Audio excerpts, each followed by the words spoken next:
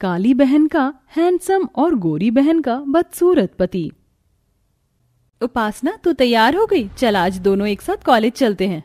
तुमने ये सोच भी कैसे लिया कि मैं तुझ जैसी लड़की के साथ कॉलेज जाऊंगी? उपासना, हम दोनों बहनें हैं। इसी चीज का तो दुख है कि हम दोनों बहनें हैं। एक बार तो खुद को शीशे में देख और मुझे देख, तुझ में और मुझ में जमीन आसमान का फर्क है। उपासना की ये बात सुनकर काजल दुखी हो जाती है और अपना बैग लेकर कॉलेज के लिए निकल जाती है। तो वहीं दूसरी ओर जब उपासना मुंह बनाकर जाने लगती है तो विमला उसे रोक लेती है। अरे उपासना बेटा, तू बिना खाए कहाँ जा रही? और काजल को क्या हुआ? आज उसने भी खाना नहीं खाया, ऐसे ही चल पड़ी। होना क्या है, हमेशा की तरह साथ में चलने के लिए कह रही थी और जब मैंने उसे उसकी हकीकत दिखा दी तो मुंह बनाकर चली गई। पता नहीं ये लड़की कब समझेगी। कितनी बार मैंने इसे कहा है थोड़ा मेकअप कर ले, क्रीम लगा ले, पर नहीं, इसे तो अपना काला रंग ही पसंद है। इससे तो मैं परेशान आ गई हूँ। काजल और उपासना दोनों ही विमला की सगी बेटी थी, पर फिर भी विमला अपनी दोनों बेटियों में फर्क करती थी। ऐसे ही कुछ दिन बीत जाते हैं और एक दिन उपासना और काजल कॉलेज से घर आ रही होती हैं। रोड पर पानी भरा होता है, तभी एक बच्चा वहां से गुजरने लगता है, पर सामने से आ रही गाड़ी काजल देख लेती है और उस बच्चे को अपनी ओर खींच लेती है, जिस वजह से पानी के छींटे उपासना के ऊपर आ जाते हैं। बेटा, तुम ठीक तो हो? तुम्हें दिखाई नहीं दे रहा था सामने से गाड़ी आ रही है। अगर अभी तुम्हें चोट लग जाती तो?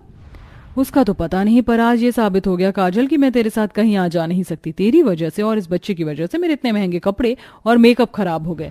अब क्या मैं ऐसी हालत में घर जाऊंगी?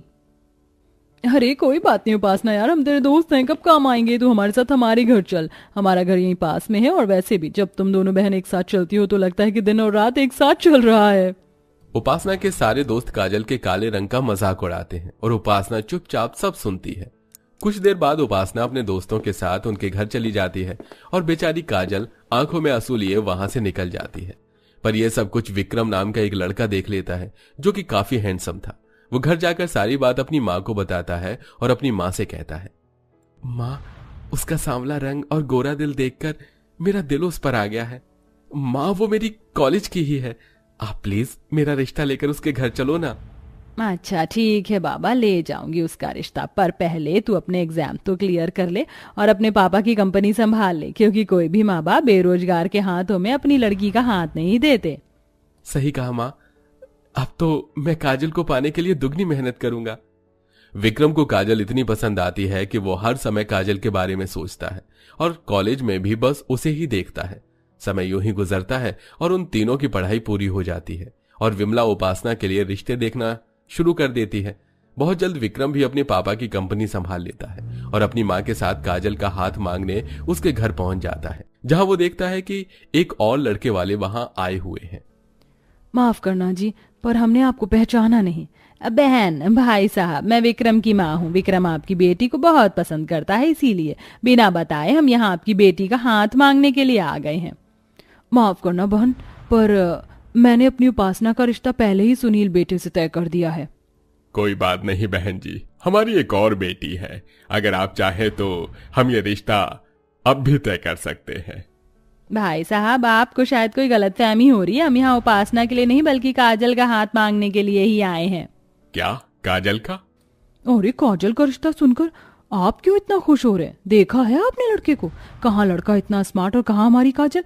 कोई मेल नहीं है इन दोनों का। अगर कल को हमारी बेटी को कोई दुख उठाना पड़ा तो माफ करना बहन, आप चले जाइए, हमें कोई रिश्ता नहीं करना। आंटी जी, मैं आपसे वादा करता हूँ, मैं कभी भी काजल की आंखों में आंसू नहीं आने दूंगा। बस आप इस रिश्ते के लिए हाँ कर दीजिए, फिर एक साथ आपके घर में 2 बारात आएंगी। विक्रम की अच्छाई देखकर सुरेश अपनी दूसरी बेटी का रिश्ता भी पक्का कर देता है और बहुत जल्द एक ही मंडप पर काजल और उपासना की शादी हो जाती है। शादी के बाद काजल की जिंदगी में खुशियां आ जाती हैं, तो वहीं दूसरी ओर उपासना भी गोरा पति पाकर बहुत खुश थी। सुनील जी, आप तो मेरे सपनों के राजकुमार से भी ज्यादा गोरे और सुंदर निकले। मुझे तो लगता था कि मुझसे ज्यादा गोरा शायद कोई हो ही नहीं सकता, पर आपने तो सुंदरता में मुझे भी फेल कर दिया।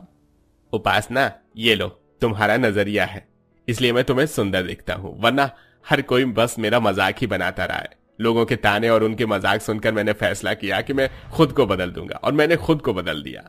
लोगों की बातों पर ध्यान मत दो, आप बहुत सुंदर हैं। अच्छा, वैसे आप मुझे हनीमून पर कहाँ ले जा रहे हो? जहां तुम कहो। मैं तो कहता हूं कि हम एक साथ डिसाइड करते हैं कि हम बाहर कहाँ घूमने जाएंगे। पर उससे पहले हम 5 स्टार होटल में चलते हैं एक साथ डिनर करने के लिए। क्या 5 स्टार होटल में? Thank you so much Sunil ji, मेरी जिंदगी में आने के लिए। सुनील जैसा पति पाकर उपासना बहुत खुश थी, पर उसकी ये खुशी ज्यादा देर नहीं टिकती।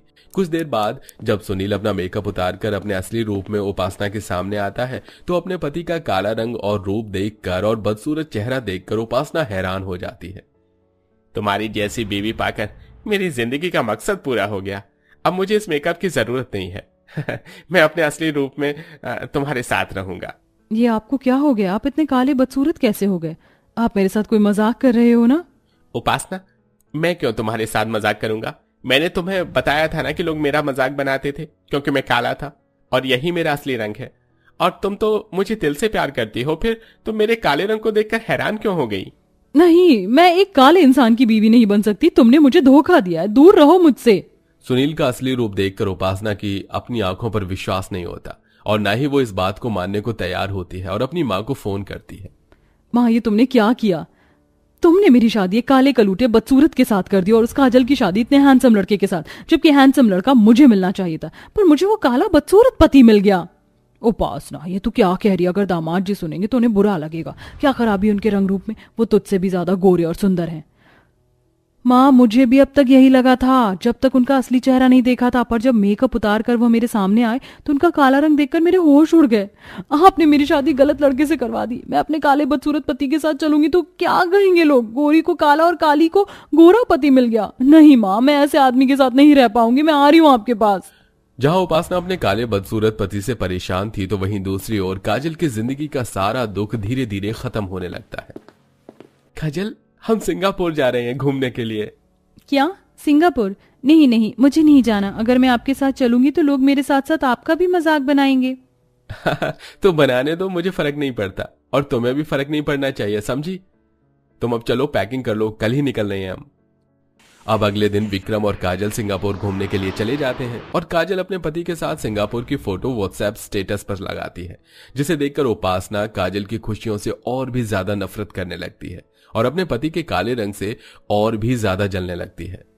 काश कि मेरी शादी विक्रम से होती। मैं इस काले सुनील को डिजर्व नहीं करती और ना ही विक्रम उस काजल को, पर फिर भी लंगूर के हाथ में अंगूर और मुझ जैसी सुंदर सी लड़की को ऐसा बदसूरत पति मिल गया। काजल का स्टेटस देखकर उपासना को बहुत गुस्सा आता है और वो गुस्से में अपना फोन तोड़ देती है। फोन टूटने की आवाज सुनकर सुनील वहां आता है। क्या हुआ उपासना, तुम अभी भी मुझसे नाराज हो?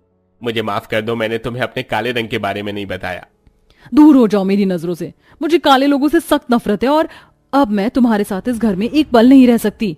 उपासना, तुम ये क्या कह रही हो? माना कि मैं काला हूं, पर मैं तुमसे सच्चा प्यार करता हूं। तुम्हारे लिए मैं सब कुछ कर सकता हूं। तुम सिर्फ एक रंग के लिए मेरे साथ ऐसा नहीं कर सकती। सुनील उपासना को काफी रोकने की कोशिश करता है, पर उपासना नहीं रुकती और अपनी माँ के पास चली जाती है। तो वहीं दूसरी ओर शादी के बाद काजल को सारी खुशियां मिलती हैं, जिसके लिए वो तरसती थी। शादी के बाद काजल एक खुशहाल जिंदगी जीती है और उपासना सारी जिंदगी अपने मायके में रहती है।